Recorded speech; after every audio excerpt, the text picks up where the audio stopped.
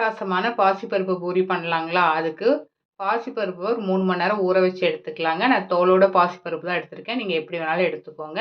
இத நைஸா அரைச்சுட்டு ஒரு பாத்திரத்துக்கு மாத்திக்கலாங்க. இதோட 3 கப் கோதும மாவு, 2 ஸ்பூன் ரவை, உப்பு சேர்த்து கலந்து விட்டுக்கலாங்க.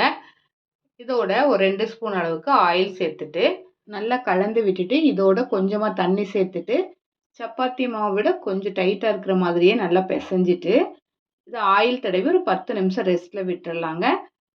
10 நிமிஷம் ஆனதும் இத கொஞ்சம் அழுத்தி பெசஞ்சிட்டு, சின்ன சின்ன உருண்டைகளா உருட்டிட்டு, நீங்க தேய்க்கிற மாரி இருந்தாலும் தேய்ச்சுக்கலாம். இல்ல இந்த மாரி பிரஷ் பண்ணி எடுத்துக்கிறதுனாலும் பிரஷ் பண்ணி எடுத்துக்கலாங்க. இப்ப ஆயில் சூடானதும் இத போட்டு பொரிச்சு எடுத்தோம்னா, நல்லா பொசு பொசுன்னு கிரிஸ்பியா சாஃப்ட்டான பாசிப்பருப்பு பூரி ரெடி.